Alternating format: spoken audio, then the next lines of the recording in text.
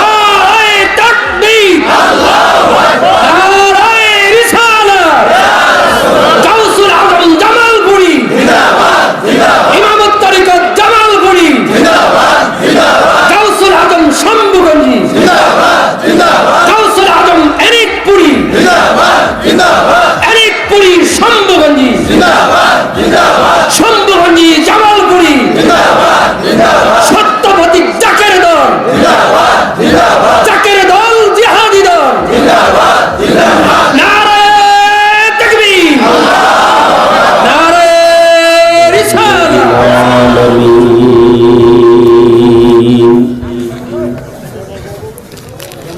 والصلاة والسلام على رسوله الكريم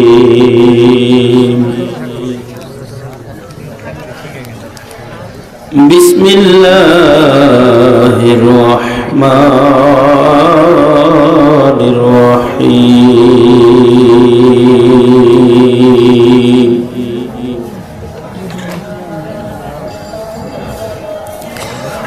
وأما بنعمة ربك فحدث قال الله تعالى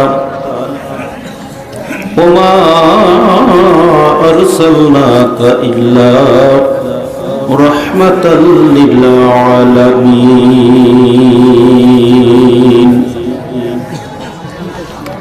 قال في حبيب شان قال رسول الله صلى الله عليه وسلم قالوا لا إله إلا الله أدخله الجنة قال في حبيب شان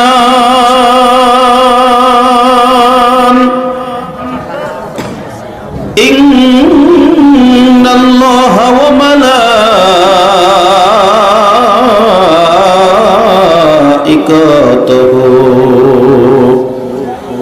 يصلون على النبي يا أيها الذين آمنوا صلوا عليه وسلموا تسليما درود اللهم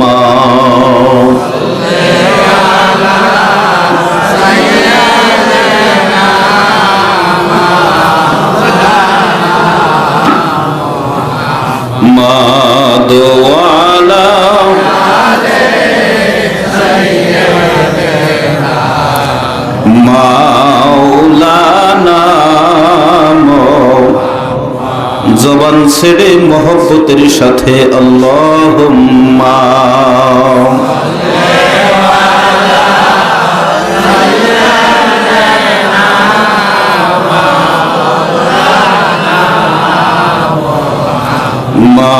মাদওয়ালা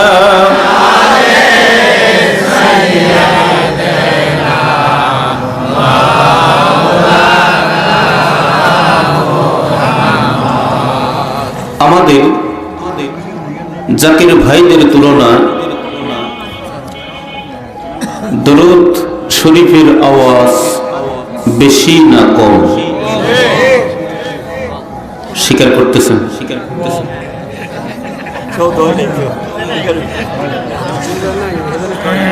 দরুদ শরীফের আওয়াজ কেন জোরে দিতে হবে, কেন জবান ছেড়ে যার যার কণ্ঠস্বরকে ছেড়ে স্বাভাবিক কণ্ঠের ভয়েসকে ছেড়ে দিয়ে দরুদ শরীফ পড়তে হবে, বিলাস শরীফ পড়তে হবে কেন? যদি এই প্রসঙ্গে আমার জানা থাকে তাহলে অবশ্যই আমি দরুদ শরীফ অতি মহব্বতের সাথে সেরকম ভাবেই আমি পড়ব, ঠিক কিনা বলেন?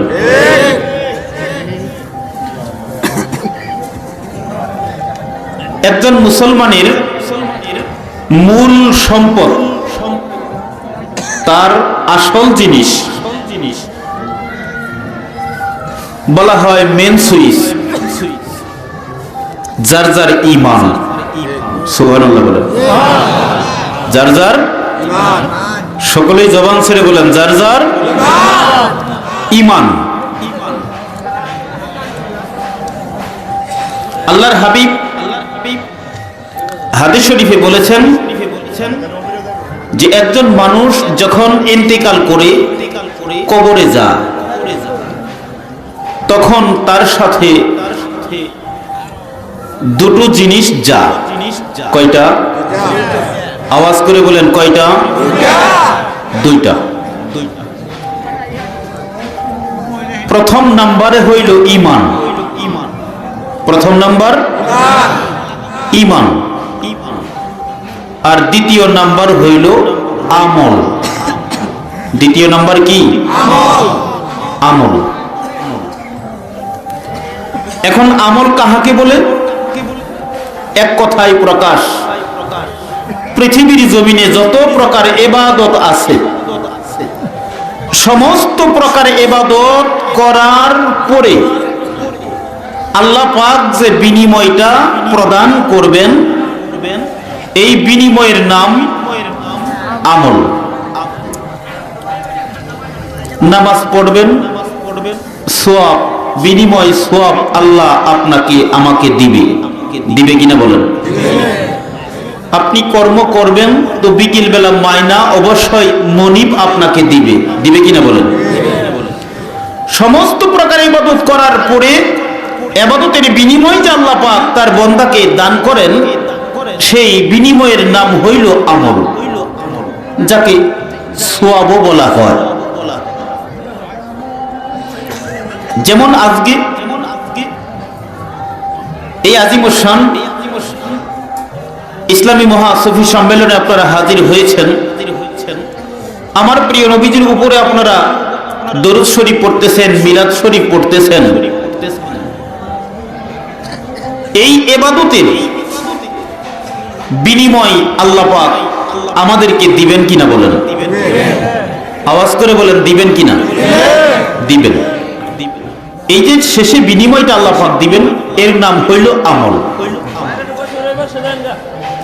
আর এই আমলের পূর্ব শর্ত, আপনি যে আমলটা করবেন, ইবাদতটা যে আপনি করবেন, এই ইবাদত আমলের পূর্ব শর্ত এক নম্বরে হইল ঈমান। এক নম্বরে হইল ঈমান। এখন আপনি ইবাদত করলেন, আমল হইল। ঈমান অর্জন কিভাবে করবেন? এখন এই জায়গায় ঈমান হইল আল্লাহর প্রিয় হাবিব আমাদের প্রিয় নবীজি হুজুর নূর সাল্লাল্লাহু আলাইহি সাল্লাম, তিনি হইলেন ঈমান। জবান ছেড়ে বলেন সুবহানাল্লাহ। আমার নবী হইল আমার ঈমান। ইবাদত করলে আমল হয়, নবীকে ভালোবাসলে, মহব্বত করলে ঈমান অর্জন হয়। এখন এই ঈমানটাই হইল আপনার আসল জিনিস, মূল জিনিস। ঈমান আছে আপনি সফল কাম, ঈমান নাই আপনি বিপদগামী। আর এই ঈমানটা অর্জন করতে গেলে একটাই মাত্র উপায়, একটাই মাত্র চিকিৎসা, আর সেটি হলো আমাদের প্রিয় নবীজিকে ভালোবাসতে হবে, মহব্বত করতে হবে। এখন যেই নবীজিকে ভালোবাসলে আপনার ঈমান অর্জন হয়, যেই নবীজিকে ভালোবাসলে আপনার ঈমান মজবুত হয়, আর ঈমানই হইল আপনার মূল সম্পদ। এখন আমরা ওই নবীজির উপরে বসে বসে আমরা দরুদ শরীফ পড়তেছি, যাকে আমরা মিলাদ হিসাবে জানি। আমরা সেই মিলাদ দরুদ শরীফ পড়তেছি। মিলাদ অর্থ হলো আমার নবীজির জন্ম থেকে তিনার জীবন ইতিহাস আলোচনার নাম হইল মিলাদ। আর আমরা আরবিতে যেটা পড়তেছি আল্লাহুম্মা সাল্লি আলা সাইয়্যিদিনা মাওলানা মুহাম্মদ, এটি হলো দরুদ শরীফ। এখন যে নবীজিকে ভালোবাসলে আপনার আমার ঈমান অর্জন হয়, আমরা ওই নবীজির উপরে বসে বসে দরুদ শরীফ পড়তেছি। বিধায় যার যার জবানকে ছেড়ে, যার যার কণ্ঠকে ছেড়ে আল্লাহর হাবিবের প্রেম ও ভালোবাসা নিজ বুকে আঁকড়িয়ে ধরে মহব্বতের সাথে একটু দরুদ শরীফের আওয়াজ দেন। আল্লাহুম্মা সাল্লি আলা মাওলানা মুহাম্মদ ওয়া আলা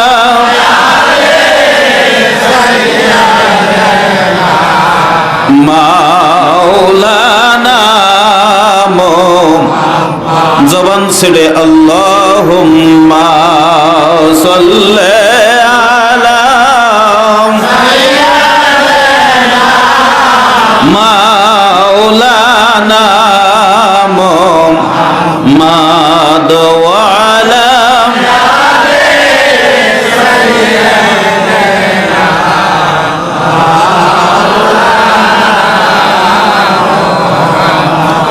লক্ষ কোটি সালাম জানাই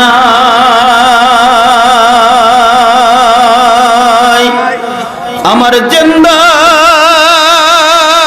নবীর কদমে। আমাদের নবী জিন্দা না মরা? যারা কয় না তাদের মনে হয় বিশ্বাস নাই। কি বলেন? আমার নবী জিন্দা না মরা? আজকের এই অনুষ্ঠান দেখতে পারেন কি পারেন না? দেখার শক্তি আল্লাহ পাক দিয়েছেন কি দিবেন না? আমার নবীর রওজা মুবারকে সশরীরে জিন্দা না মুর্দা?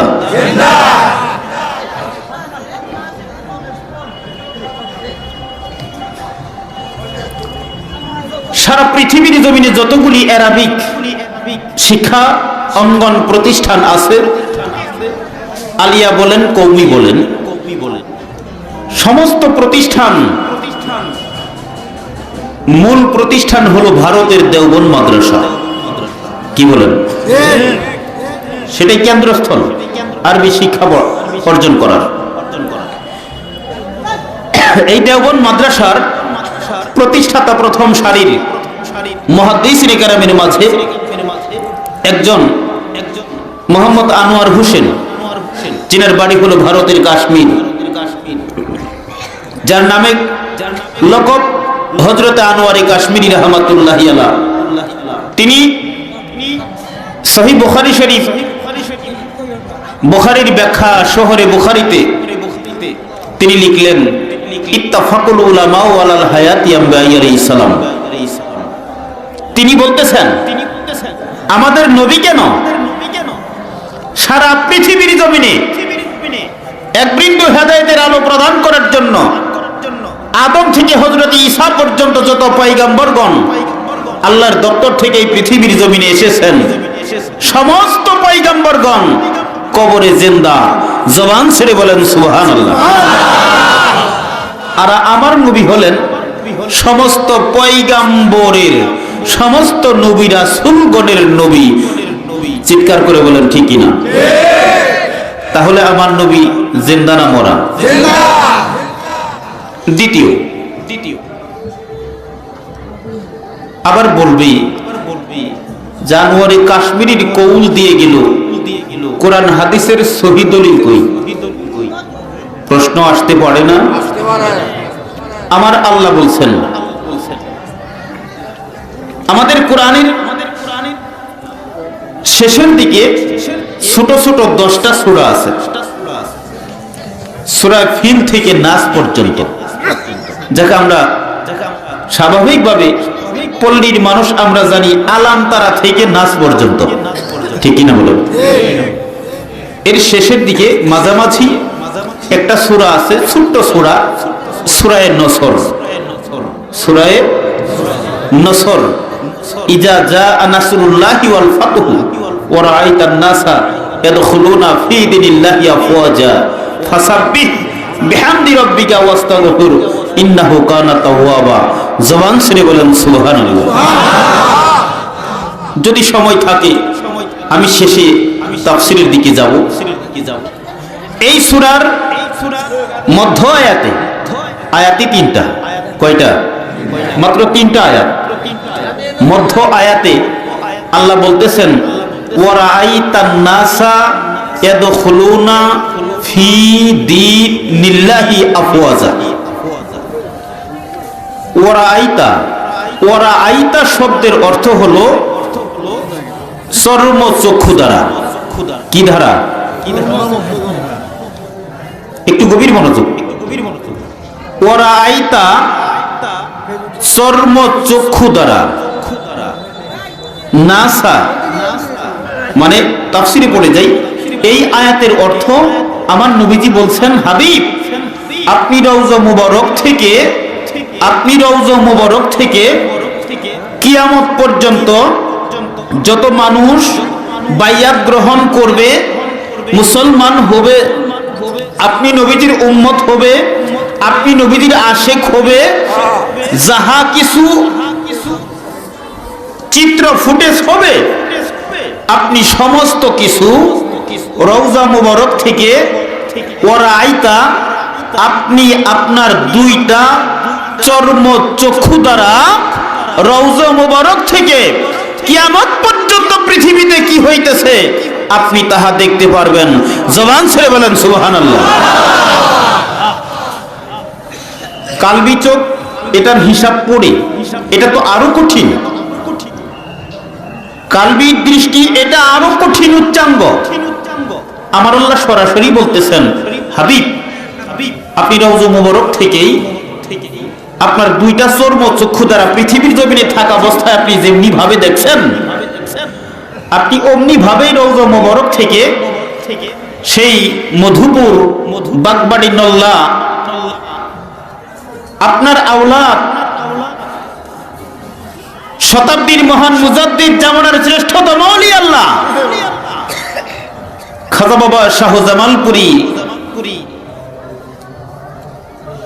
শুভ আগমন উপলক্ষে আয়োজিত সেই খানকায়ে ইউনুসিয়া মুজাদ্দাদিয়ার প্রাঙ্গণে যে অনুষ্ঠান সংগঠিত হবে, হাবিব আপনি রওজা মুবারক থেকে আপনার দুইটা চর্ম চক্ষু দ্বারা তাহা আপনি দেখতে পারবেন।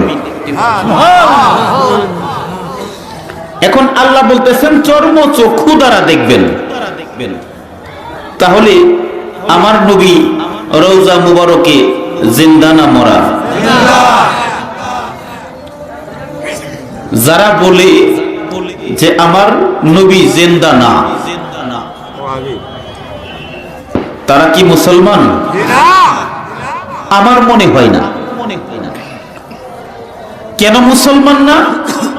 যখনই সে মুখ দিয়ে প্রকাশ করবে নবী কবরে জিন্দা না, তখনই তার ঈমানটা চলে গেল।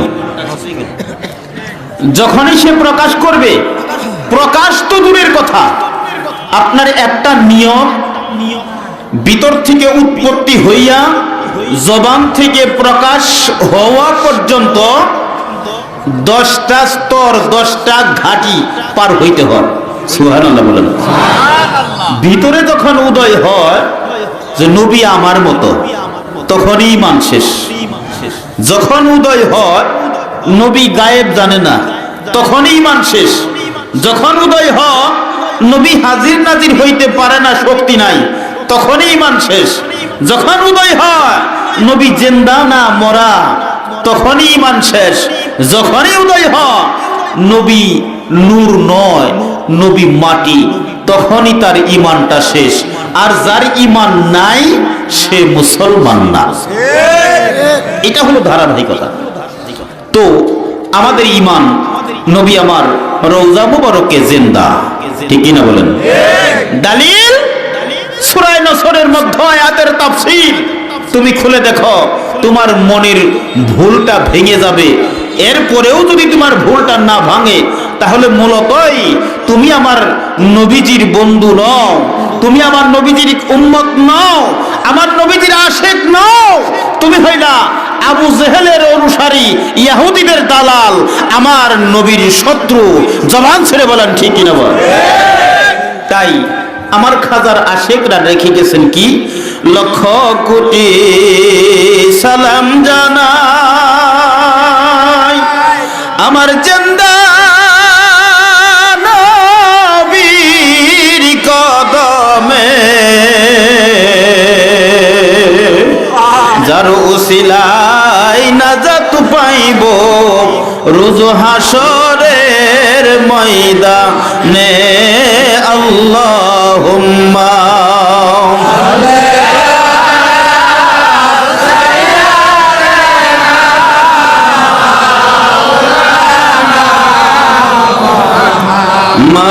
মাদওয়ালা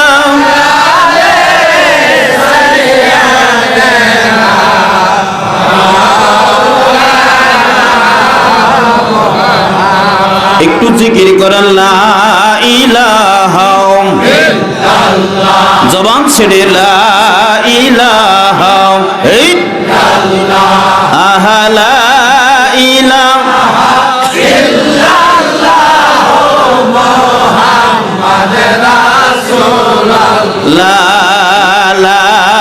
ইলাহা ইল্লাল্লাহ। একটু ধাক্কা হবে, লা ইলাহা ইল্লাল্লাহ, আহা লা ইলাহা ইল্লাল্লাহ মুহাম্মাদুর রাসূলুল্লাহ।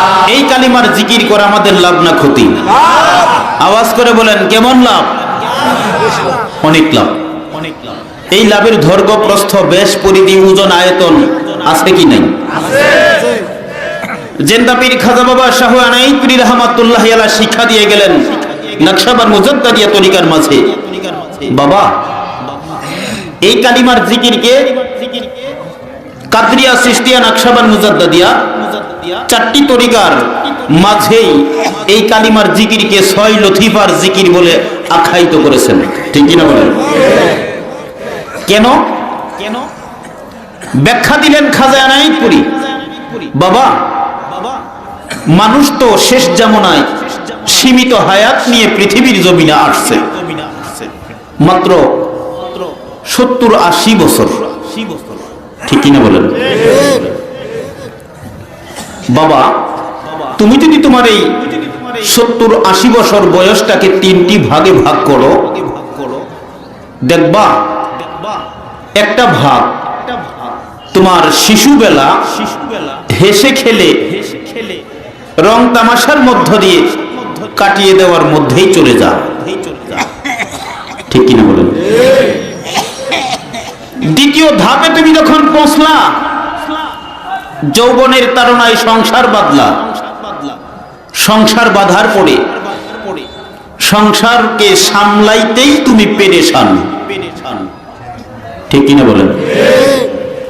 তোমাকে যে আত্মশুদ্ধি করতে হবে, মুর্দা দিলটাকে জিন্দা করতে হবে, কামেল ও মুকাম্মেল ওলি আল্লাহর সোহবত নিতে হবে, কামেল ও মুকাম্মেল ওলি আল্লাহর সোহবত নিয়ে তোমার মুর্দা দিলটাকে জিন্দা করে নবীজিকে ভালোবেসে রাজি খুশি করে নবীজিকে স্বপ্নে একটাবার দেখে তোমাকে কবরে যাইতে হবে ঈমান ও আমল নিয়ে।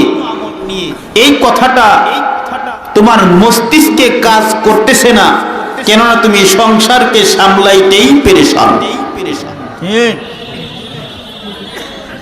তোমার মনে হয় কখন? যখন তুমি তৃতীয় ধাপে পৌঁছলা, বৃদ্ধ বয়স, তুমি সংসার জীবন থেকে রিটায়ার, অবসর, চাকরি থেকে অবসর, ব্যবসা থেকে অবসর, সব দিক থেকে তুমি যখন অবসর, তখন তোমার মাথায় আসতেছে যে আমাকে আত্মশুদ্ধি করে ঈমান ও আমল নিয়ে কবরে যেতে হবে। ঠিক কিনা বলেন? এই সাজেশন আমার খাজা আনাইত পুরীর দেওয়া। আশিকরা সুর দিছে, ভবে আসিয়া রে আমার মানব জীবন গেল রে, শিশুকাল গেল হাসিতে খেলিতে রে, যৌবন কাল গেল রঙ্গে, বৃদ্ধকাল গেল ভাবিতে চিনিতে, মুর্শিদি পুজিবা কবে রে আমার মানব জীবন গেল রে। ঠিক কিনা বলেন? খাজা নাইতুরি ডাক দিয়ে বলতেছেন, বাবা চিন্তার কোনো কারণ নাই, তোমার এই অল্প সময়, বৃদ্ধ বয়স, এই অল্প সময়ের মধ্যে তোমার মুর্দা দিলকে জিন্দা বানাইয়া, ঈমান ও আমল সংগ্রহ করাইয়া, নবীজির জিয়ারত করাইয়া, তোমাকে খাঁটি মুমিন বান্দা বানাইয়া কবরে পাঠানোর জন্য আমি খাজা নাইতুরি তোমার অপেক্ষায় দাঁড়ায় আছি। বাবা তুমি আমার দরবারে আসো। কেন? কামেল মুকাম্মেল ওলিয়াল্লাহর সহবতে যাইয়া, নিকটে যাইয়া তওবা করলে সেই তওবাটা আল্লাহর দরবারে কবুল হয়। একবার তওবাটা কবুল হয়ে গেলে আপনার পিছনের জীবনের সমস্ত গুনাহ খাতা মাফ হয়ে যায়।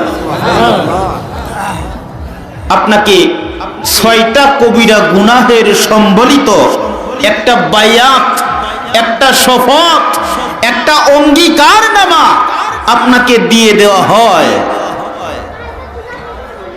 কালবের মুকামটা দেখায়া দেওয়া হয়।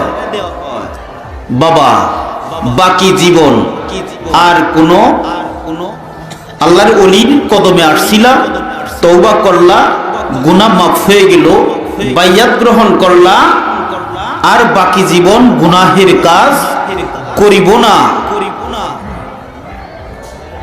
আর আমার এই তরিকার নিয়মাবলী, সাজেশন অনুযায়ী, দিক নির্দেশনা অনুযায়ী বাবা তুমি চলতে থাকো। কালবের মুকাম দেখানোর সময় বাবা কালবের দিকে খেয়াল করে, কালবের দিকে খেয়াল করে বেশি বেশি করে আল্লাহর নামের ইসমে জাত, আল্লাহ আল্লাহ আল্লাহ নামের জিকির করো, করতে থাকবা। কেননা আল্লাহর নামের জিকিরের ঘর্ষণে তোমার কালবের ময়লাটা দূর হয়ে যায়।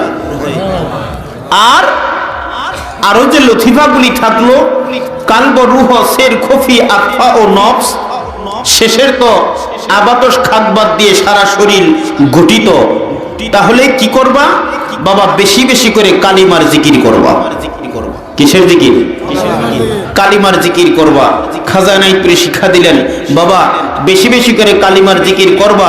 আল্লাহর নামের জিকিরের ঘর্ষণে তোমার কালবের ময়লাটা দূর হয়ে যায়।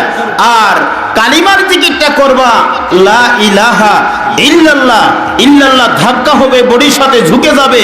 কেননা লা ইলাহা ইল্লাল্লাহর ধাক্কাটা গিয়ে কালব, রুহ, সের, খফি, আফা ও নফস 6টা লতিফার মুকামে গিয়ে ধাক্কা লাগবে, ঘর্ষণ হবে, 6টা লতিফার ময়লা একসাথে কাটতে থাকবে। তাই আমাদের এই নকশাবাদ মুজাদ্দাদিয়া আমার বাবাজানের ইউনুসিয়া তরিকার মধ্যে এই কালিমার জিকিরের তাকিদ দেওয়া বেশি। তাই যেইভাবে জিকির করলে আপনার আমার দেহের ময়লাটা সাফ হবে, দেহের উন্নতি হবে, আমার জিকির সেইভাবে করার প্রয়োজন। ঠিক কিনা বলেন? এখন সেইভাবে জিকির করতে গেলে আপনার জিকির দেখে যদি কেউ হাসে, যদি কেউ টিটকারি দেয়, যদি কেউ নিন্দা প্রকাশ করে, সেই দিকে কি লক্ষ্য করার সময় আমার আছে? আমার কাজ হলো আমার এই মুর্দা দিলটাকে জিন্দা করার জন্য, আমার এই মুর্দা তেলটাকে জিন্দা করার জন্য, এই অশুদ্ধ বডিটাকে শুদ্ধ করার জন্য, ঘুমন্ত বডিটাকে জাগরণ করার জন্য যেইভাবে জিকির করলে আমার ময়লাগুলি সাফ হয়ে জাগ্রত হবে, আমাকে সেইভাবে চিকিৎসা নিতে হবে। ঠিক কিনা বলেন? তাই খাজা বাবা শিক্ষা দিলেন, জিকির করবা এইভাবে, লা ইলাহা ইল্লাল্লাহ ধাক্কা হবে, বডির সাথে ঝুঁকে যাবে, ছয়টা লথিফার মোকামে গিয়ে ধাক্কা লাগবে, তাই একটু তাগিদের সাথে জিকির করেন। লা ইলাহা ইল্লাল্লাহ, লা ইলাহা ইল্লাল্লাহ, লা ইলাহা ইল্লাল্লাহ, মুহাম্মদ রাসূলুল্লাহ, লা ইলাহা ইল্লাল্লাহ, লা ইলাহা ইল্লাল্লাহ, লা ইলাহা ইল্লাল্লাহ, মুহাম্মদ রাসূলুল্লাহ। আল্লাহ ছাড়া মাবুদ নাই,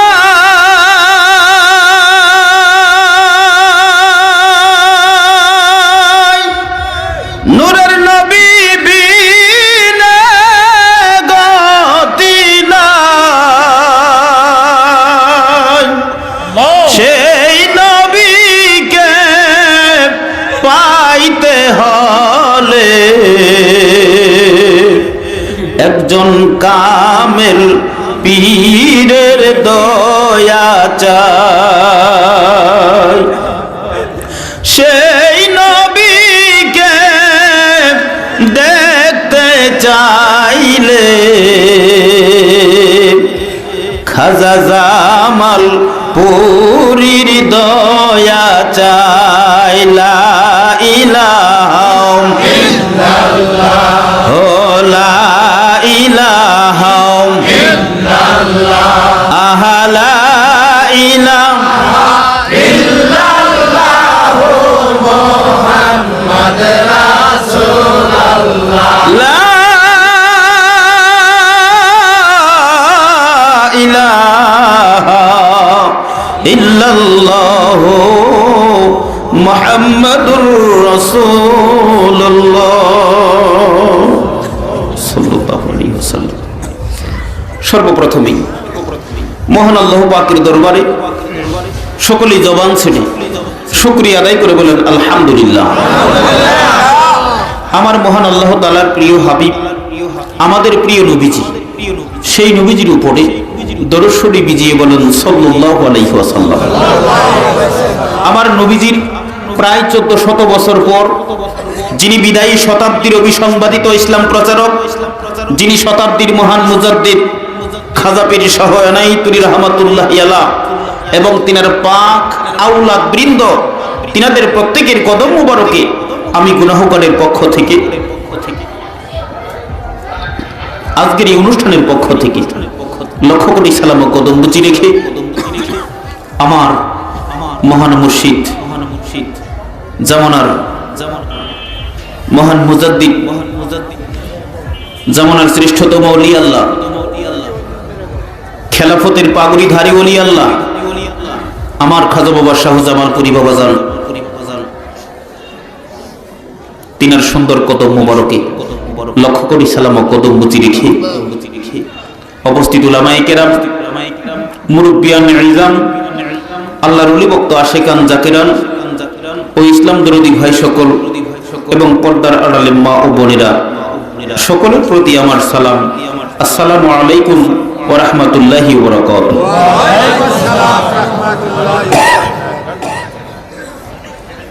আমাদের কাজ ঈমান কিভাবে সংগ্রহ হবে, অর্জন হবে। ঈমানই হইল একজন মুসলমানের মূল সম্পদ। আরে এই ঈমানটা কিভাবে অর্জন করা সম্ভব, কিভাবে অর্জন করতে হয়, আল্লাহ কিভাবে দিক নির্দেশনা দিয়েছেন, আমার নবীজি কিভাবে ভালোবাসার সাজেশন দিয়ে গেছেন, সাহাবায়ে কেরামগণ কিভাবে নবীজিকে ভালোবেসেছেন, সেই দিকে আমাদের লক্ষ্য করার একটু প্রয়োজন আছে কি নাই? একটু মহব্বতের সাথে দরুদ শরীফ পড়েন। আল্লাহুম্মা সাল্লি আলা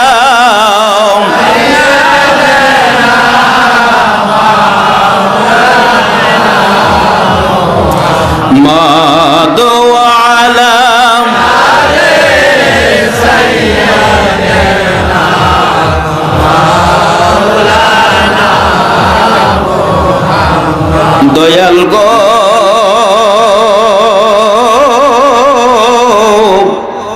আপন জানিয়া আমি তোমায় পর জানি না। তোমার পাগল তুমি মাইরো গো দয়া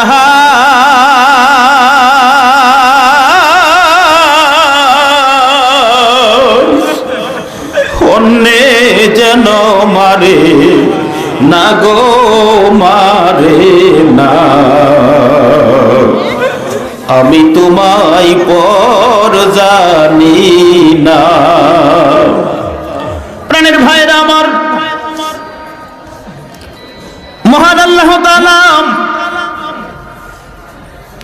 নবীজিকে কিভাবে ভালোবাসতে হবে, আল্লাহর হাবিবকে আমাদের প্রিয় নবীজিকে কিভাবে ভালোবাসতে হবে, ভালোবাসার সাজেশন, ভালোবাসার দিক নির্দেশনা মহান আল্লাহ তাআলা পবিত্র কোরআনের সূরা তাওবার মাঝে সুন্দর করে দিয়ে গেলেন। আল্লাহ পাক 8টা বিষয় উল্লেখ করেছেন। কয়টা? জবান ছেড়ে বলেন কয়টা? 1 নাম্বার, তোমার বাবার চাইতে বেশি ভালোবাসতে হবে, জন্মদাতা বাবার চাইতে। দ্বিতীয়, তোমার সহোদর ভাইয়ের চাইতে বেশি ভালোবাসতে হবে। তৃতীয় নাম্বার, তোমার সন্তানের চাইতে বেশি ভালোবাসতে হবে। চতুর্থ নাম্বার, তোমার ঘরের বিবির চাইতে বেশি ভালোবাসতে হবে। পঞ্চম নাম্বার, ও আশিরতুকুম শব্দের ব্যাখ্যা নিজ বংশধর ও আত্মীয় স্বজনের চাইতে আমার নবীজিকে বেশি ভালোবাসতে হবে। এরপরে বলতেছেন তোমার সমস্ত ধন সম্পদের চাইতে বেশি ভালোবাসতে হবে। এরপরে বলতেছেন তোমার ব্যবসা বাণিজ্যের চাইতে বেশি ভালোবাসতে হবে। 8 নম্বরে বলতেছেন তোমার সুন্দর ঘর বাড়ির চাইতে, তোমার সুন্দর ঘর বাড়ির চাইতে আমিও আমার হাবিবকে বেশি ভালোবাসতে হবে। জবান ছেড়ে বলেন সুবহানাল্লাহ। এটা হলো আমার আল্লাহর সাজেশন। আর আমার প্রিয় নবীজি আমাদেরকে সাজেশন দিলেন বুখারী শরীফের মধ্যে যে তোমরা যদি পূর্ণাঙ্গ ঈমানদার হতে চাও, ঈমানকে যদি মজবুত বানাইতে চাও, পরিপূর্ণ করতে চাও, পূর্ণাঙ্গ যদি করতে চাও, তাহলে আমি নবীজিকে ভালোবাসতে হবে তোমার বাবা মার চাইতে বেশি, তোমার সন্তানের চাইতে বেশি, পৃথিবীর সমস্ত মানুষের উপরে অন্য বর্ণনায় জানের চাইতে জীবনের চাইতেও বেশি আমি নবীজিকে যতক্ষণ পর্যন্ত মহব্বত করতে না পারবা, বেশি ভালোবাসতে না পারবা, ততক্ষণ পর্যন্ত তোমার ঈমান মজবুত, পূর্ণাঙ্গ ও পরিপূর্ণ হবে না। যখনই বেশি ভালোবাসতে পারবা তখনই তোমার ঈমান মজবুত, পূর্ণাঙ্গ ও পরিপূর্ণ অর্জন হয়ে যাবে। ওই কোরআনের আয়াত আর এই বুখারীর হাদিস শরীফকে একত্রিত করে ব্যাখ্যা করে বিশ্লেষণ করে তাফসীর করে শতাব্দীর মহান মুজাদ্দিদ আমার জিন্দা পীর খাজা বাবা শাহ আনাইতুরী রাহমাতুল্লাহি আলাইহি তিনি অতি সুন্দর করে তিনার নকশবন্দ মুজাদ্দিদিয়া তরিকার আওতাভুক্ত আশিকান জাকির ভাই বকরিদেরকে শিক্ষা দিলেন, বাবা তুমি যদি তোমার নবীজিকে টাকার 16 আনার মাঝে যদি 8 আনা ভালোবাসো তখন তোমার ঈমান অর্জন হয়ে যাবে 8 আনা। যদি 12 আনা 12 আনা ভালোবাসতে পারো তখন তোমার ঈমান অর্জন হয়ে যাবে 12 আনা। যদি 14 আনা ভালোবাসতে পারো তখন তোমার ঈমান অর্জন হয়ে যাবে 14 আনা। আর যখন আল্লাহর ঘোষিত বাবার চাইতে বেশি, ভাইয়ের চাইতে বেশি, সন্তানের চাইতে বেশি, ঘরের বিবির চাইতে বেশি, তোমার নিজ বংশ আত্মীয় স্বজনের চাইতে বেশি, ধন সম্পদের চাইতে বেশি, তোমার ব্যবসা বাণিজ্যের চাইতে বেশি এবং তোমার সুন্দর ঘর বাড়ির চাইতে বেশি আমার নবীজির ঘোষিত নিজের জানের চাইতেও বেশি। এই 9টা বিষয়ের উপরে যখন পৃথিবীর সমস্ত কিছুর উপরে যখন আমার নবীজিকে ভালোবাসতে পারবা 16 আনা ভালোবাসা হয়ে যাবে। আর ওই সময় তুমি যখন রাত্রের এশার নামাজের পরে আমার এই নাকশাবান মুজাদ্দাদিয়া ইউনুসিয়া তরিকার ঘোষিত 500 বার দরুদ শরীফ পড়ে নবীজির কদমে নজর দিবা। ইয়া রাসূলুল্লাহ, ইয়া হাবিবাল্লাহ, আমি নাপাক দিলে নাপাক মুখে যাই কিছু দরুদ শরীফ পড়িয়া আপনার কদমে নজর দিলাম। নবী গো, দয়া করে মায়া করে আমাদের দরুদ শরীফগুলি কবুল ও মঞ্জুর করে নেন। আর আপনার খাস জিয়ারত আমি গুনাহগারকে ভিক্ষা দিন। নবীজির জিয়ারতের আশায়, নবীজির সুন্দর চেহারা মুবারক দর্শনের আশায়, দেখার আশায় তুমি কাঁদতে কাঁদতে ঘুমের ঘরে চলে যাও। খাজা নাই তিনি বলেছেন, এইভাবে তুমি যদি আমার এই মুজাদ্দাদিয়া তরিকার যদি ওজিফাগুলি করতে পারো, বেশি দিন লাগবে না, 1.5 মাসের মধ্যেই নবীজির জিয়ারত তোমরা পেয়ে যাইবা। তাকবীর, গাউসুল আজম আলাইকুরি জিন্দাবাদ, জিন্দাবাদ, গাউসুল আজম শম্ভুগজি জিন্দাবাদ, জিন্দাবাদ, গাউসুল জামালপুরি জিন্দাবাদ, জিন্দাবাদ, মুজাদ্দিদ জামালপুরি জিন্দাবাদ, জিন্দাবাদ, ওলায়াতের অধিকারী জিন্দাবাদ, জিন্দাবাদ, ওলায়াতের বাগরিদারি জিন্দাবাদ, জিন্দাবাদ। তাকবীর, আল্লাহু রাসূলুল্লাহ, ইয়া রাসূলুল্লাহ। দরুদ শরীফ পড়েন। আল্লাহুম্মা সাল্লি আলা মাওলানা মুহাম্মাদ ওয়া আলা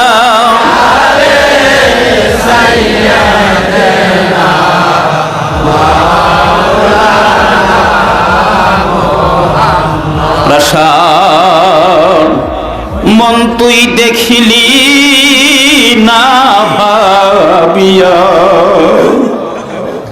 চিরদিন কি এমনেই যাবে বহিয়া। বুঝবি যেই দিন, কানবি রে সেই দিন, পথে পথে ঘুরিয়া, চিরদিন কি এমনেই যাবে বহিয়া। প্রাণের ভাইরা আমার, সাহাবায়ে কেরামগণের জীবনের দিকে যদি আপনি লক্ষ্য করেন, নিজের বাবার চাইতে বেশি ভালোবাসলেন হযরত ওমর। নবীজিকে গালি দেওয়ার কারণে নিষেধ করলেন, বাবা তুমি আমার জন্মদাতা, শ্রদ্ধা করি, গুরুজন, কিন্তু আমার ঈমানকে তুমি গালি দিও না। যখন না মেনেছেন, সংক্ষেপ, ওমর তার জন্মদাতা বাবাকেও খাতির করে নাই, মুক্ত তরবারি বের করে দ্বিখণ্ডিত করে বাবাকে শেষ করে দিয়েছেন। যদি আপনি সন্তানের দিকে লক্ষ্য করেন, আল্লাহ বলছেন সন্তানের চাইতে বেশি ভালোবাসতে হবে। আমার নবীজি বুখারীতে বলেছেন সন্তানের চাইতে বেশি ভালোবাসতে হবে। যদি সন্তানের ভালোবাসার দিকে লক্ষ্য করেন, হযরতে জাবের নিজের 2টা সন্তান গলা কাটা এবং মাথা ফাটা রেখে নবীজির মেহমানদারি করেছেন, আমরা শুনেছি। এরপরে আমার আল্লাহ বলেছেন ঘরের বিবির চাইতে বেশি ভালোবাসতে হবে। যদি বিবির দিকে লক্ষ্য করেন, হযরতে হানজালা বিবির চাইতেও বেশি নবীজিকে ভালোবাসতেন। হযরতে হানজালা বিবাহ করেছেন বাসর রজনী, প্রথম রজনী। সকালবেলা গোসল করার জন্য যাইতেছেন, এমন সময় কে জানি আওয়াজ দিয়ে ডাক দিয়ে বলে গেলেন, কে কোথায় আছো? নবীজি উহুদের ময়দানে, যুদ্ধের ময়দানে ডাক দিয়েছেন। হযরতে হানজালা অমনি গোসল করা বন্ধ করে বিবিকে ডাক দিয়ে বলতেছেন, বিবি রে, আমার ঢাল তরবারিটা দাও, কাপড়টা ধরো, ঢাল তরবারি দাও, আমি যাব উহুদের ময়দানে। নবী ডাক দিয়েছেন। বিবি ডেকে ডেকে বলতেছেন, স্বামী গো, বাসর রজনী পার হয়ে গেল, গোসল তো ফরজ হয়ে গেছে। যুদ্ধের ময়দানে যাবেন, যান বাধা নাই, কিন্তু গোসল ফরজ হয়ে গেছে, আপনি গোসল করে যান। হানজালা চোখের পানি ছেড়ে দিয়ে কান্দে আর কয়, বিবি রে, আমি যে গোসল করতে যাব, গোসল করে এসে রেডি হইয়া যাইতেই যেই সময়টুকু ব্যয় হবে, এই সময়ের মধ্যে যদি আমার নবীজির কিছু হয়ে যায়, নবী হইল আমার ঈমান। বিবি রে, তুমি তো মহিলা মানুষ, মাসালার খবর জানো না। নবী হইল আমার ঈমান, আর গোসল হইল আমার আমল। আমি যদি হায়াতে থাকি, আমি পরবর্তীতে অনেক আমল করতে পারবো, গোসলও করতে পারবো, কিন্তু আমার যাইতে দেরি হইলে যদি নবীজির উপরে আক্রমণ বেড়ে যায়, আমার ঈমানের যদি ক্ষতি হয়ে যায়, আমি আমল দিয়ে কি করব? গোসল বন্ধ রেখে ঢাল তরবারি লইয়া দৌড়ে গেলেন সেই উহুদের ময়দানে। বীর বিক্রমের সাথে যুদ্ধ করতে করতে করতে করতে এক সময় হযরতে হানজালার শাহাদাতের পিয়ালা বরণ করলেন। হযরতে শাহাদাতের পিয়ালা বরণ করলেন। যুদ্ধ শেষে নবী আমার সাহাবায়ে কেরামদের নিয়ে বসেছেন, শহীদদের বডিগুলি দাফন করবেন। এইদিকে শাহাদাতের সংবাদ যখন পৌঁছে গেল, হানজালার বিবি চোখের পানি ঝরতেছে, মাকে ডাক দিয়ে বলতেছেন, মা, আপনি যদি অনুমতি দেন, আমি যাব একটু উহুদের ময়দানে। হানজালার মা কান্দে আর কই, বৌমা, তুমি যাইবা স্বামীর চেহারা দেখার জন্য, তুমি যাইবা স্বামীর মুখমণ্ডল দেখার জন্য। হানজালা আমার একমাত্র সন্তান, আমি তো সন্তানকে দেখার ইচ্ছা পোষণ করতেছি না।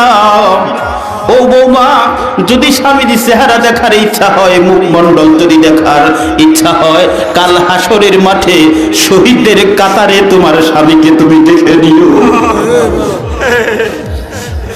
হানজালার বিবি কান্দে আর কই, মা, আমি আমার স্বামীর চেহারা দেখার জন্য যাব না।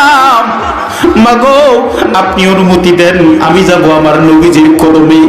নবীজির কথা যখন শুনেছে তখন ব্রেক ঠান্ডা হয়ে গেছে, কেননা নবীজির কথা যখন আসে তখন কোনো দলিল খাটে না।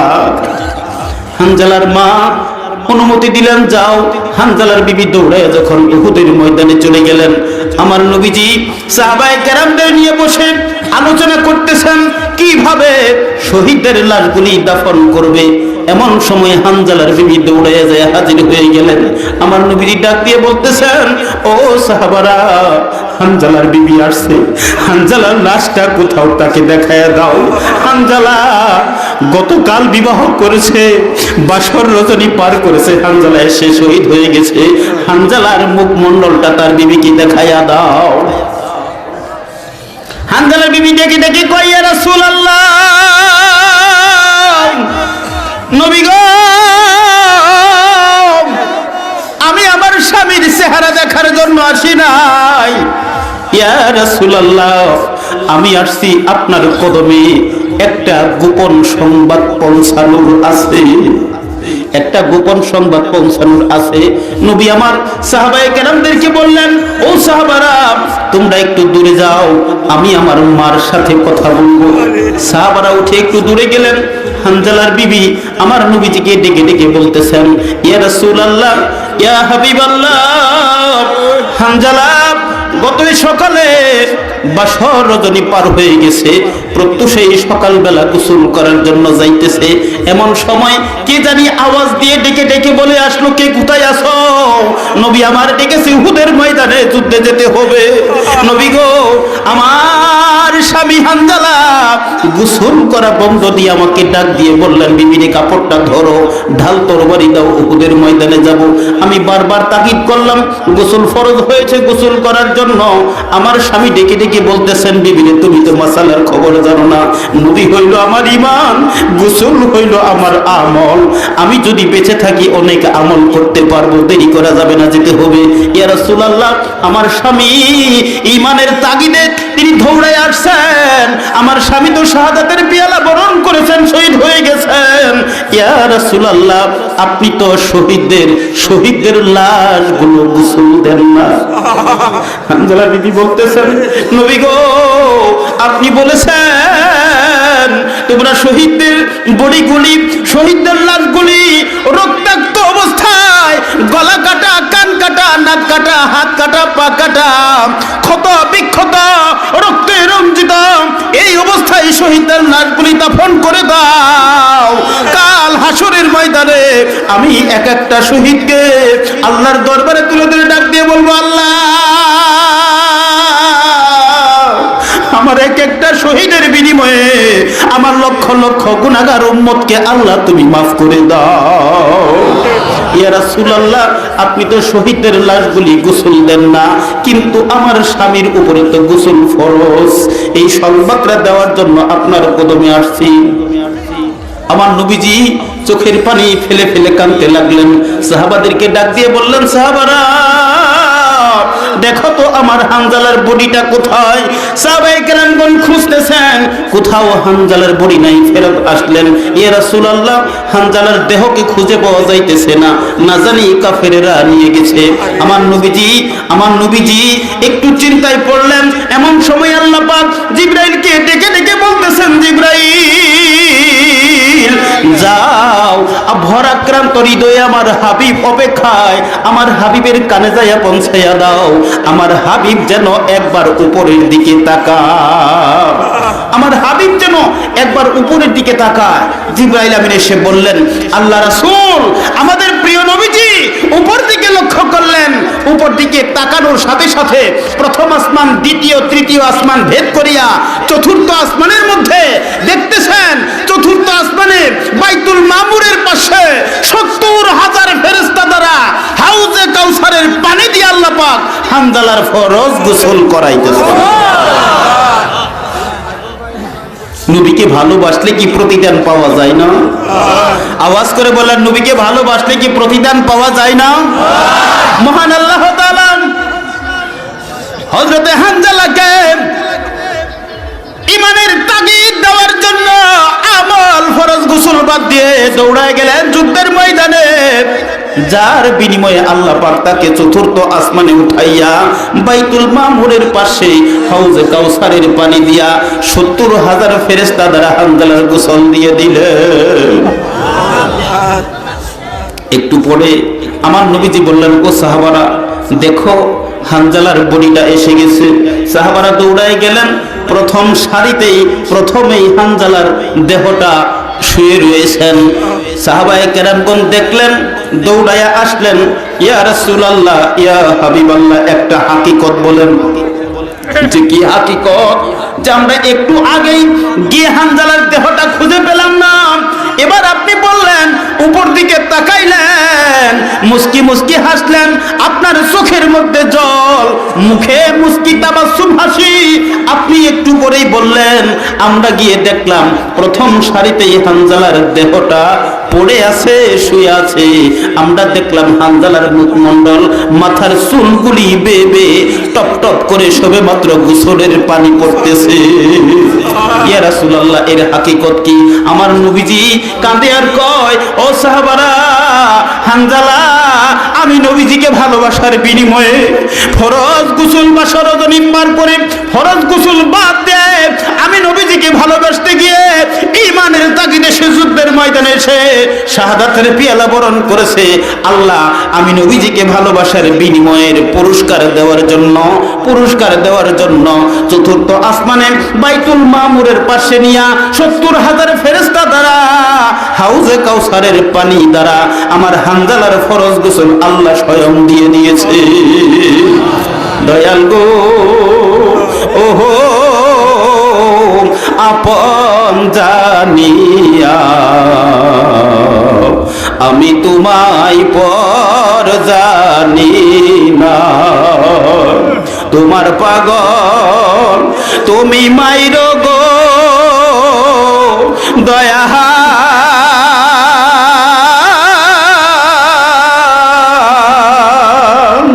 অন্যে যেন মারে না গো, মারে না।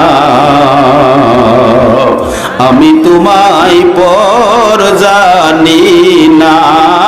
আল্লাহ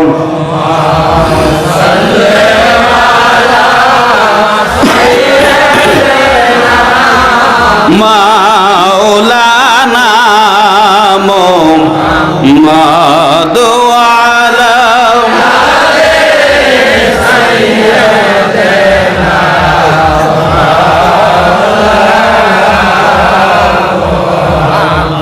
নবীজিকে ভালোবাসতে হবে কি হবে না?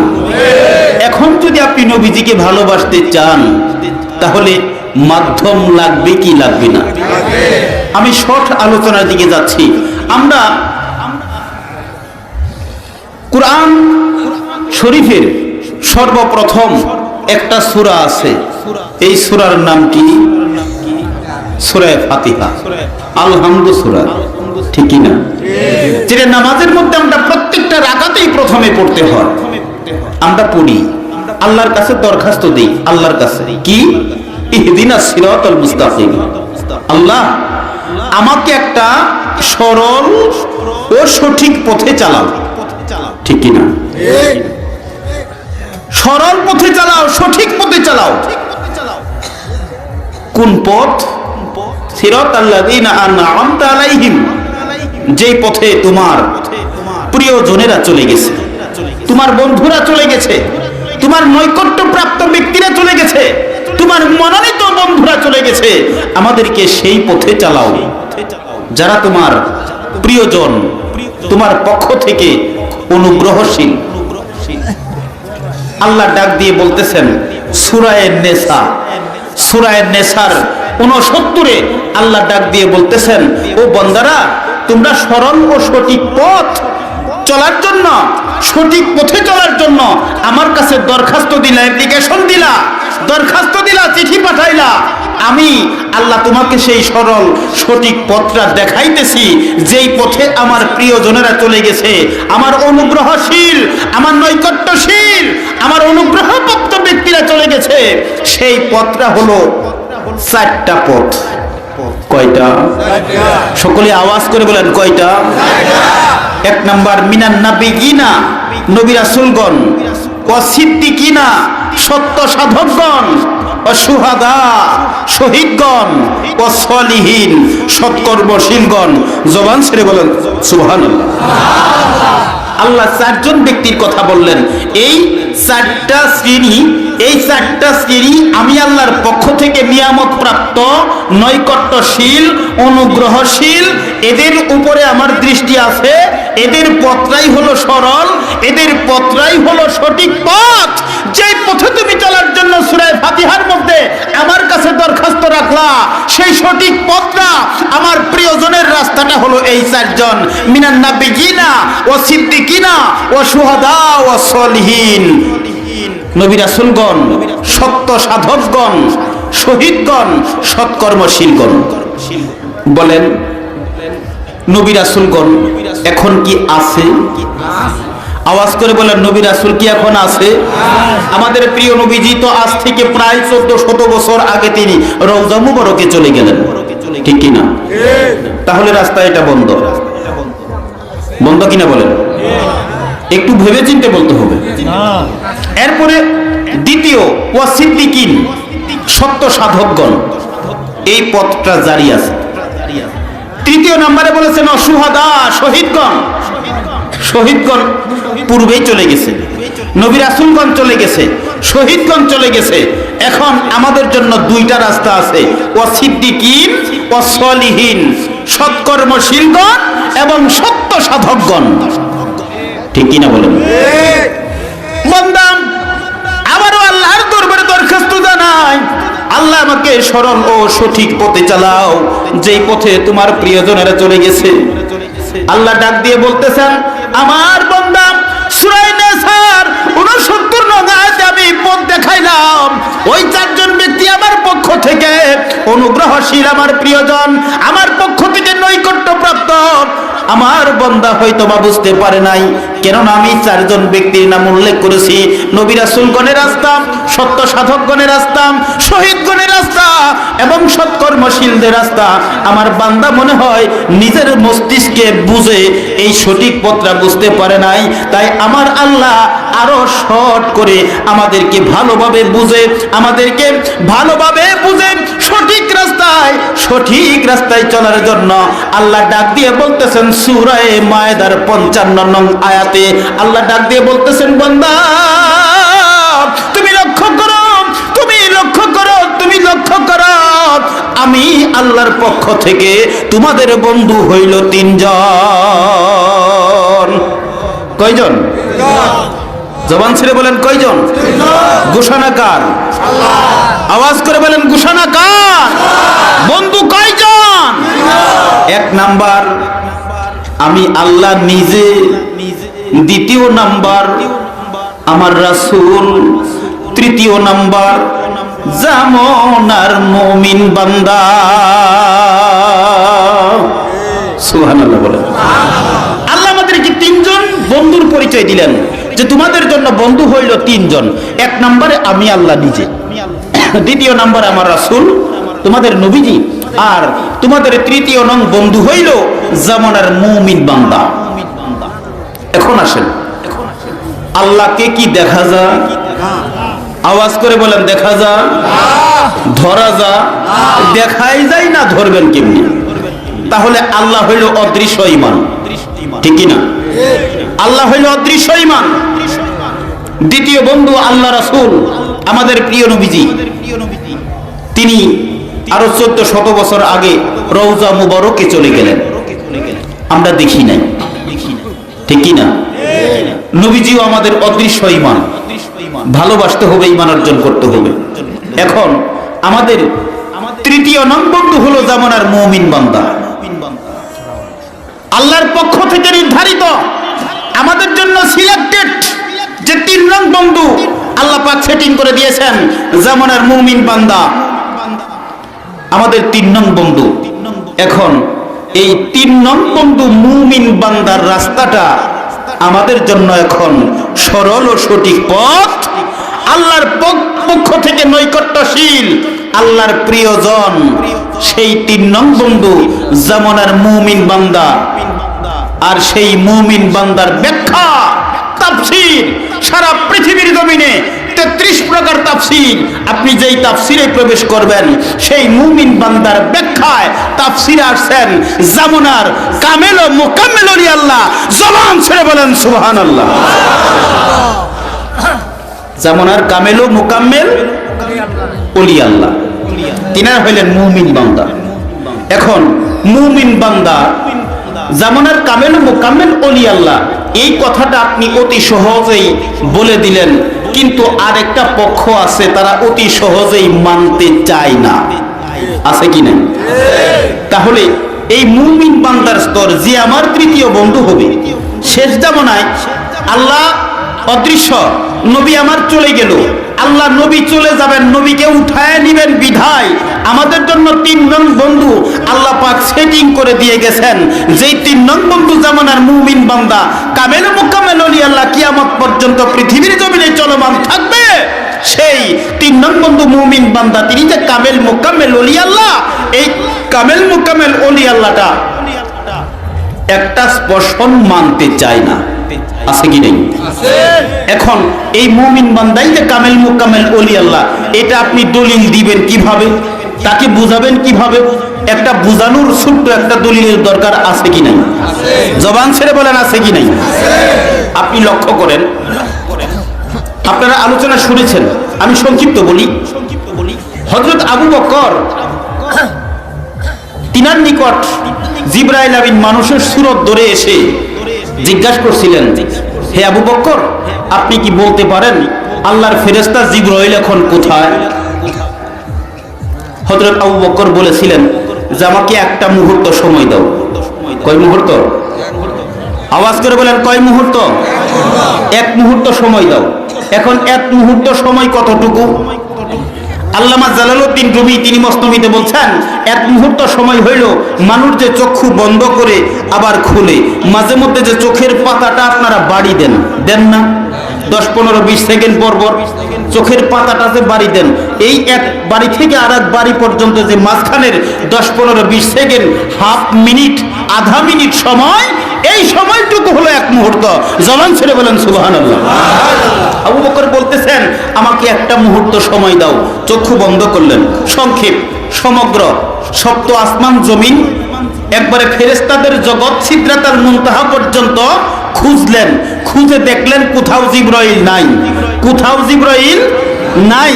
চক্ষুটা খোলার আগেই জিবরাইলের হাত ধরে চক্ষু খুলে বলতেছেন, ভাই আপনি ছাড়া আর জিবরাইল কেউ না।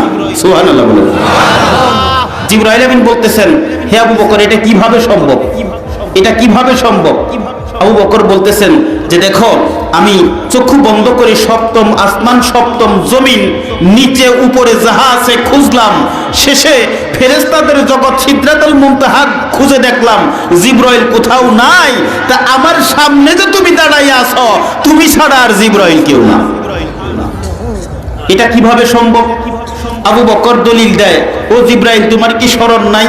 আল্লাহর নবী বলেছেন, ইন্নাল্লাহ রাফালিয়াদ দুনিয়া, আল্লাহ পাক তার সৃষ্টি জগৎকে তার বন্ধুর সামনে রাফালিয়া উন্মুক্ত করে দিয়েছেন, খুলে দিয়েছেন, প্রকাশ করে দিয়েছেন।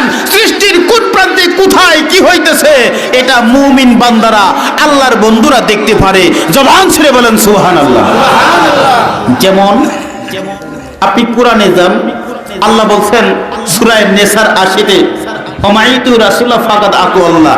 আল্লাহ শর্ট করে বলতেছেন যে তোমরা যদি আমি আল্লাহকে পাইতে চাও, তোমরা যদি আমি আল্লাহকে পাইতে চাও, তাহলে আমার হাবিবকে ভালোবাসো। সুবহানাল্লাহ বলেন। শর্ট আলোচনা।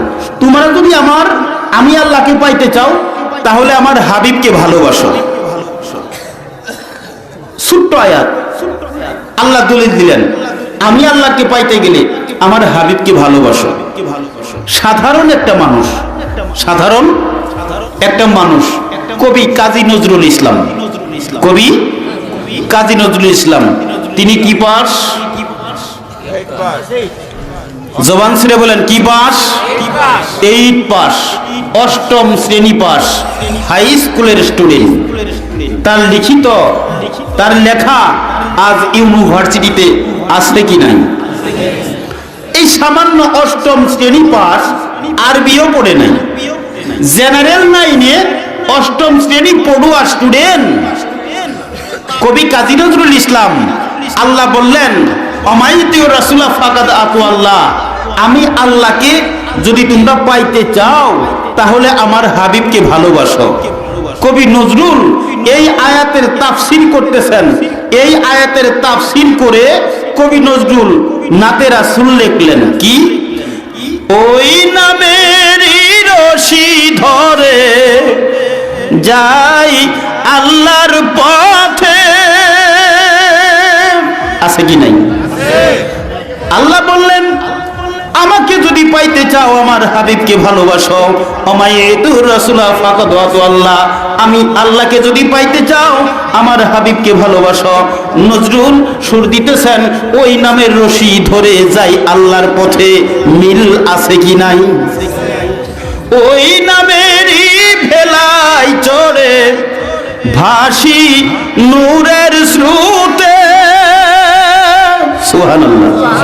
কবি নজরুল স্বীকার করতেছেন যে ওই নামের ভেলায় চড়ে ভাসি নূরের স্রোতে, আমার নবীজি খাঁটি নূর। ঠিক কিনা বলেন? কবি নজরুল নূর মানতেছে। ওই নামের রশি ধরে, নবী মুহাম্মদের রশি ধরে যাই আল্লাহর পথে, ওই নামের ভেলায় চড়ে ভাসি নূরের স্রোতে, আমার নবী যে আল্লাহর জাতি নূর, এটা নজরুল স্বীকার করে বলতেছেন ওই নামের ভেলায় চড়ে ভাসি নূরের স্রোতে, ভাসি নূরের স্রোতে। শেষে বলতেছেন ওই নামের বাতি জেলে দেখি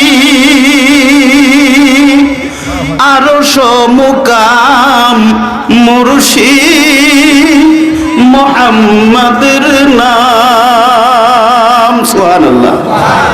কবি নজরুল হাই স্কুলে লেখাপড়া করে, অষ্টম শ্রেণী লেখাপড়া করে দাখিল পাশ করেন নাই, আলেম ফাজেল কামেল পাশ করেন নাই, দাওরে হাদিস করেন নাই, মুফতি মুফাসসির মুহাদ্দিস লাগান নাই, ডক্টরেট পিএইচডি লাগান নাই, সামান্য জেনারেল লাইনে অষ্টম শ্রেণী পর্যন্ত লেখাপড়া করে আল্লাহ বললেন আমি আল্লাহকে পাইতে গেলে আমার হাবিবকে ভালোবাসো। নজরুল ওই আয়াতের তাফসীর বুঝিয়া তিনি সুন্দর করে ভালোবাসলেন নবীজিকে, নামের রশি ধরে আল্লাহর পথে গেলেন, ওই নামের ভেলায় চড়ে ভাসলেন, নূরের স্রোতে ভাসলেন। ভাসার পরে কবি নজরুল বলতেছেন, আমি নজরুল আমার নবীর নামের বাতিটা যখন আমার কালবের মধ্যে সিনার মধ্যে জ্বালাইলাম, আমার নবীজির প্রেম, আমার নবীজির ভালোবাসা, আমার নবীজির ভালোবাসার বাতিটা যখন আমার সিনার মধ্যে আমি লাগাইলাম, আমি এই দুনিয়ার জমিনে বসে থেকে, দুনিয়ার জমিনে বসে থেকে সপ্তম আসমান জমিন সিদরাতুল মুনতাহা লা জামান লা মাকান ৭০,০০০ পর্দা ভেদ করিয়া আল্লাহর আরশে আজিম পর্যন্ত আমি পৃথিবীর জমিন থেকে আরশে আজিম দেখতে পাইলাম। সত্য না মিথ্যা? সারা পৃথিবীর কোন মনীষী, কোন পণ্ডিত, কোন ডক্টরেট কবি নজরুলের এই কথাটা, এই নাতে রাসূলটা, এই লেখাটা কি খণ্ডন করতে পারছে? তাহলে মুমিন বান্দা, আল্লাহ যাদেরকে মুমিন বান্দা, জামানার মুমিন বান্দা আমাদেরকে ৩ নং বন্ধু হিসেবে সেটিং করলেন, সেই ৩ নং বন্ধু মুমিন বান্দা কামেল ও মুকাম্মেল ওলি আল্লাহ খাজা আনাইতপুরি, খাজা শম্ভুগঞ্জি, আজকে আমাদের মাঝে তাসি বানায়নকারী খাজা বাবা শাহ জামালপুরি, তিনি হলেন আল্লাহর পক্ষ থেকে মনোনীত, নৈকট্যশীল, আল্লাহর প্রিয়জন, আল্লাহর পক্ষ থেকে নির্ধারিত ৩ নং বন্ধু আমাদের জন্য সেই মুমিন বান্দা আমার খাজা বাবা শাহ জামালপুরি বাবাজান। ঠিক কিনা বলেন? কিভাবে? হযরত উমর নববীতে খুতবা দেয়, শুক্রবার মসজিদে খুতবা দেয়, খুতবার মধ্যে একটা সেন্টেন্স বেশি বললেন, সুরিয়াল জাবাল। খুতবা শেষ, নামাজ শেষ, সাহাবায়ে কেরামগণ বসে রয়েছেন, পরিশেষে আরজ করলেন, হে আমিরুল মুমিনিন, আপনি তো খুতবার মধ্যে এই বাক্য, এই সেন্টেন্স, এই লাইনটা, এই আয়াতটা আর কোনোদিন পড়েন নাই, আজকে বর্ধিত করলেন সুরিয়াল জাবাল, এর হাকিকত কি? হযরত উমর বলতেছেন, ও সাহাবারা, তোমরা তো জানো আমাদের মুসলমানদের একটা টিম সৈন্যদল জাবাল পাহাড়ে যুদ্ধের ময়দানে আছে। সেই যুদ্ধের ময়দানের সেনাপতি হলো সুরিয়া। সে যুদ্ধের ময়দানে থাকা অবস্থায় শত্রুর মুখোমুখি, তার লক্ষ্যটা সম্মুখ দিকে। ঠিক কিনা বলেন?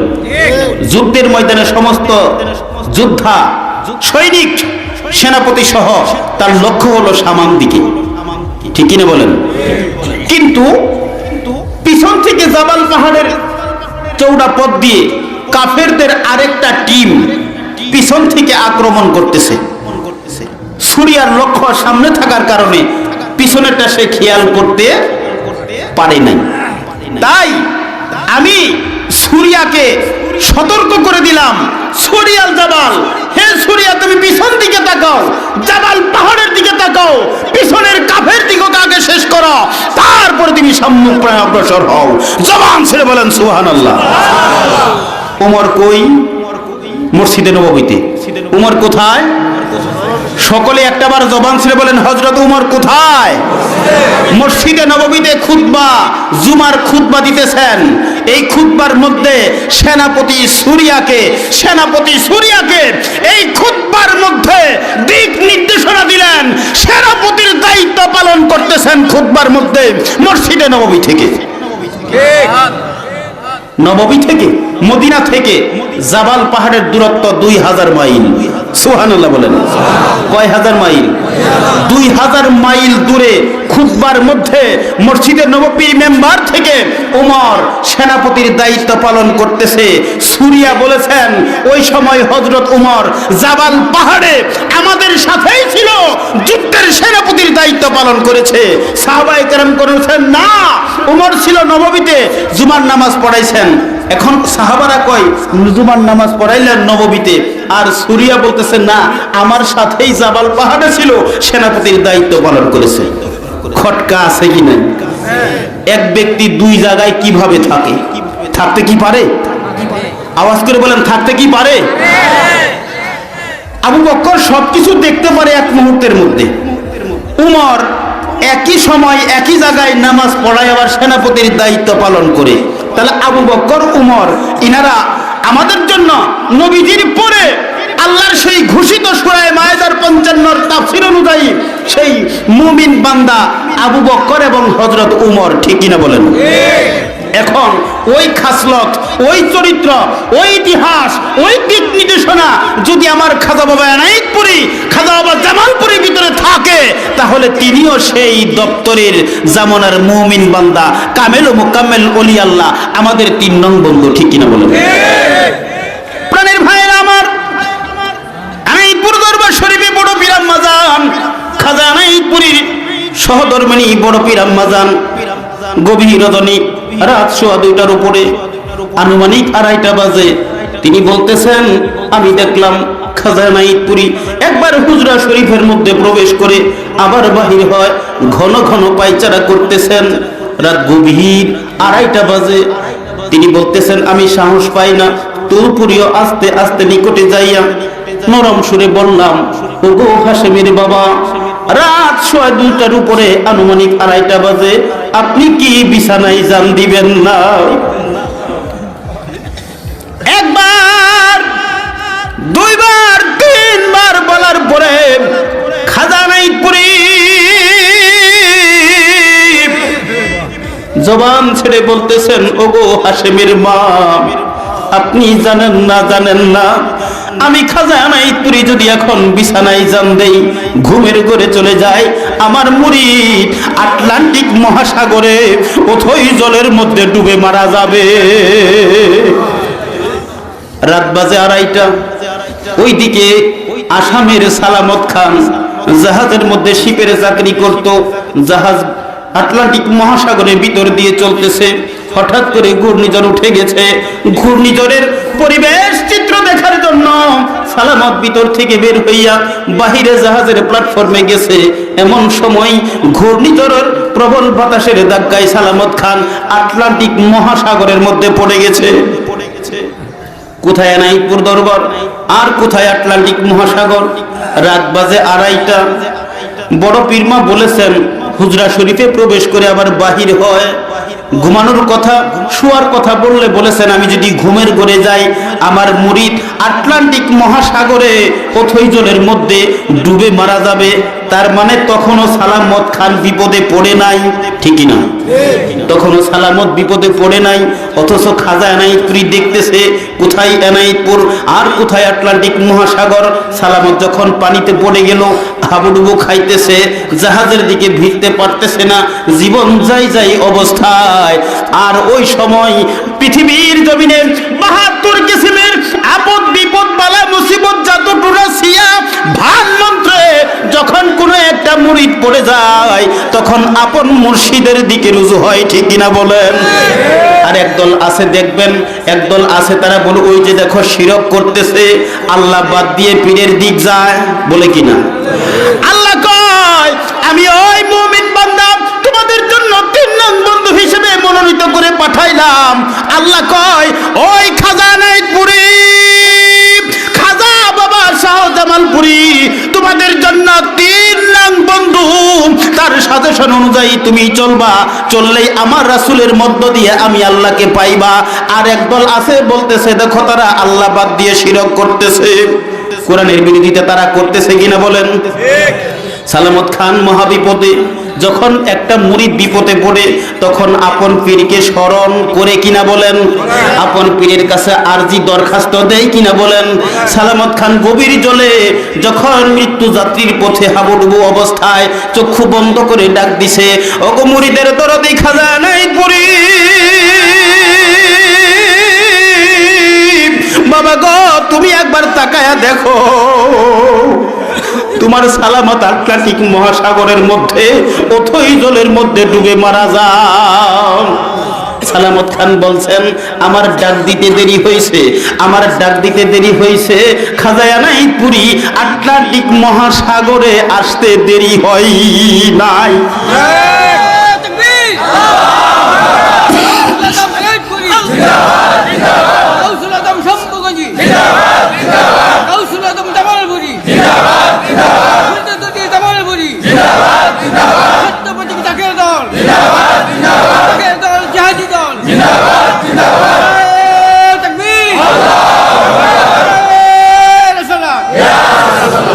সালামত খান বলছেন, আমি তাকিয়ে দেখি খাজা এনায়েতপুরী আটলান্টিক মহাসাগরে আমার সামনে হাজির হয়ে গেছে, পানির উপরে তিনি দাঁড়াইয়া আছেন। বিশ্বাস হয়? পানির উপরে দাঁড়াইয়া আছেন। আমাকে বলল, বাবা তুমি আমার হাতটা ধরো। সালামত খান বললেন, আমি খাজা বাবার হাতটা ধরলাম, ধরার সাথে সাথে আমি সালামত নিজেও পানির উপরে দাঁড়িয়ে গেলাম। এরপরে আমি আর বলতে পারবো না, আমার যখন হুঁশ হইল, জ্ঞান ফিরল, আমি দেখলাম জাহাজের প্ল্যাটফর্মে আমার চিকিৎসা চলতেছে। আমি আমার সাথীদেরকে জিজ্ঞাসা করলাম, আমি এই জায়গায় কিভাবে আসলাম? সাথীরা বলেছে, সালামত আমরা বুঝতে পারি নাই, জানি নাই, আমরা তোমাকে এই প্ল্যাটফর্মে অচেতন অজ্ঞান অবস্থায় পেয়েছি।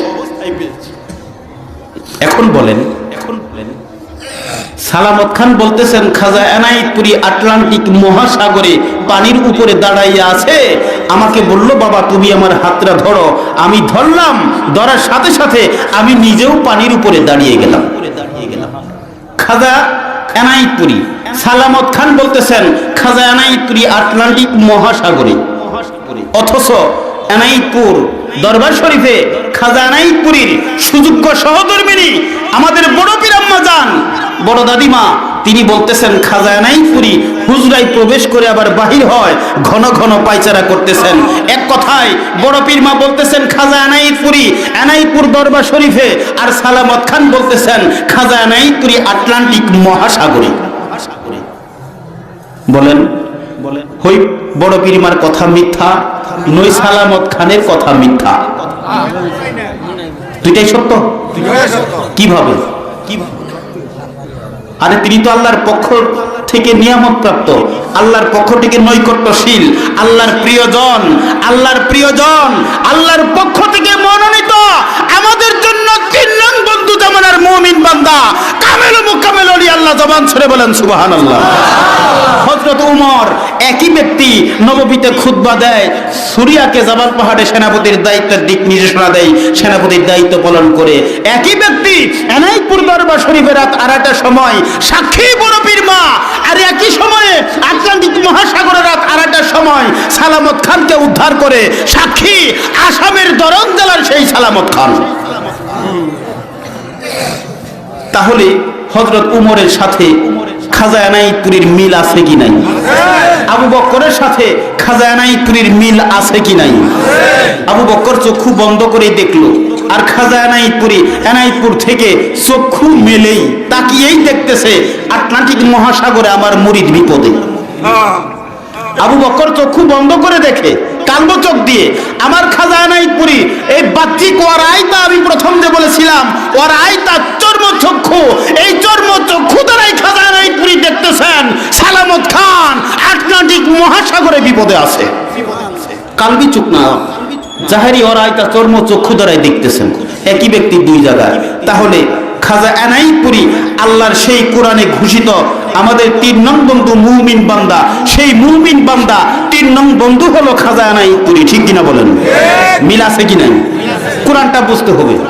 আর সেই খাজা এনায়েতপুরী, সেই খাজা এনায়েতপুরী আপন মাসুক কলকাতা সৈয়দ ওয়াজেদ আলী মেহেদিবাগী রহমাতুল্লাহি আলাইহির নিকট হইতে 56 লক্ষ মুরিদের ভিতরে যেই আসল পাগড়ি মুবারক পুরাতন সেট যেই খেলাফত নিয়ে আসলেন, সেই খেলাফতের পাগড়িধারী ওলি আল্লাহ, জামানার মহান মুজাদ্দেদ, জামানার সর্বশ্রেষ্ঠ ওলি আল্লাহ আমার খাজা বাবা শাহজামালপুরী বাবা যান, চিৎকার করে বলেন ঠিক কিনা? খাজা এনায়েতপুরী সেই খাস খেলাফত প্রাপ্ত পাগড়িধারী, খেলাফতের পাগড়িধারী ওলি আল্লাহ আমার খাজা বাবা শাহজামালপুরী বাবা যান। আমার খাজা বাবা শাহজামালপুরী বাবাজানের মধ্যে সেই খাজা এনায়েতপুরীর মতো, খাজা বাবা শাহ সম্ভবন্তীর মতো কারামত আছে কি নাই? আওয়াজ করে বলেন আছে কি নাই? আরে ডাইরেক্ট অ্যাকশন, হাওলাত করতে হবে না, কর্জ নিতে হবে না। আমি গুনাহগারের সাথেই প্র্যাকটিক্যালি কারামত কয়েকটি আছে। আমার নবীজি আজ থেকে 1400 বছর আগে মসজিদে নববীর বারান্দায় সাহাবায়ে কেরামদের মধ্যে সবচাইতে বয়োজ্যেষ্ঠ মুরব্বী সাহাবা হযরত সালমান ফার্সির কাঁধে হাত রাখিয়া আমার নবীজি বলেছিলেন, কারামাতুন আউলিয়া হক্কুন, ওলি আল্লাহদের কারামত সত্য। জবান ছেড়ে বলেন সুবহানাল্লাহ।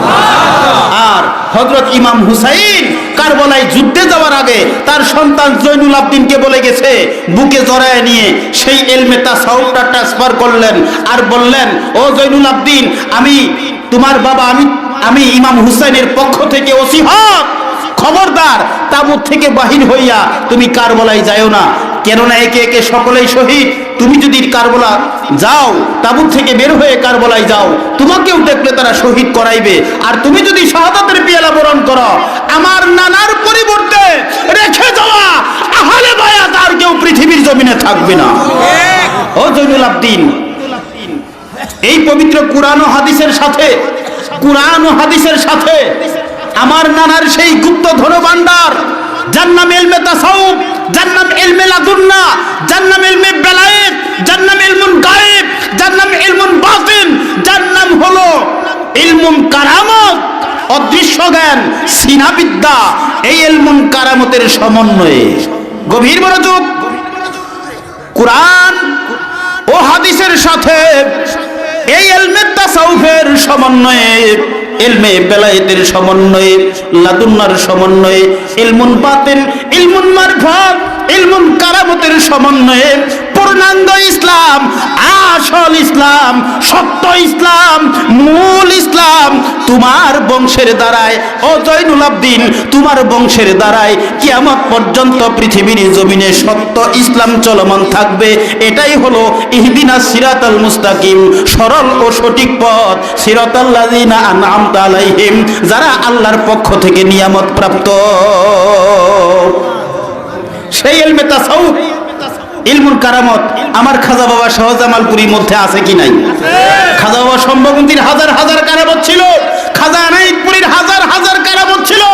আমার খাজা বাবা শাহজামালপুরী বাবা যান, যিনি খাজা এনায়েতপুরীর খাস খেলাফত প্রাপ্ত, খেলাফতের পাগড়িধারী, জামানার মহান ওলি আল্লাহ, মহান মুজাদ্দেদ, সর্বশ্রেষ্ঠ ওলি আল্লাহ আমার বাবা জানের শত শত কারামত আছে কি নাই? বিধায় আমার খাজা এনায়েতপুরী আমার দয়াল নবীজির বংশধর। আরওয়ার সিএস বিআরএস সব আছে, ডিজিটাল রেকর্ড সহ, চিন্তার কোনো কারণ নাই। আমার খাজা বাবা শাহজামালপুরী বাবা যান, তিনি হলেন আওলাদে রাসূল, আমার নবীজির বংশধর, ইমাম জৈনুল আবদিনের সিলসিলা বংশধর। সেই জন্যই তিনার মধ্যে কারামত প্রস্ফুটিত। আর যদি কোরআনের দিকে লক্ষ্য করেন মুমিন বান্দা, তদুপরি আবু বকর উমরের সাথে আমার খাজা এনায়েতপুরী, খাজা বাবা জামালপুরীর মিল আছে কি নাই? বিধায় আপনি যদি কোরআনে লক্ষ্য করেন, তাহলেও খাজা বাবা জামালপুরী আল্লাহর পক্ষ থেকে নিয়ামত প্রাপ্ত আমাদের 3 নং বন্ধু মুমিন বান্দা।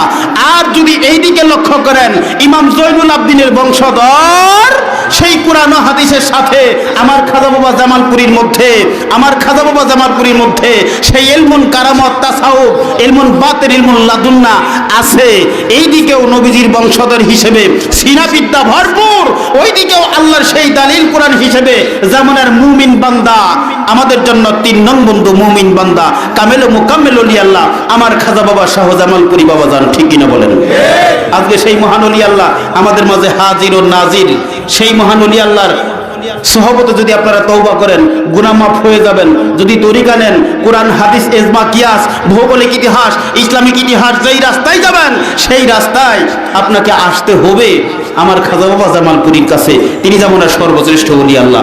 আজ আমার সর্বশেষ কথা, আমরা যেন এই শতাব্দীর মহান মুজাদ্দেদ যুগশ্রেষ্ঠ ওলি আল্লাহ খেলাফতের পাগড়িধারী ওলি আল্লাহ আমার খাজা বাবা শাহ জামালপুরীর সহবতে তওবা করে বাইয়াত গ্রহণ করে তিনার দিক নির্দেশনা তিনার সাজেশন অনুযায়ী এই ইউনুসিয়া তরিকার সাজেশন অনুযায়ী চলে এই মুর্তাদেরকে জিন্দা করে দয়াল নবীর জিয়ারত হাসিল করে আমরা যেন কবরে যাইতে পারি। আর এই তৌফিক যেন আল্লাহ আমাদেরকে দান করেন। সকলেই বলেন আমিন। ওয়া আখিরি দাওয়ানা আলহামদুলিল্লাহ।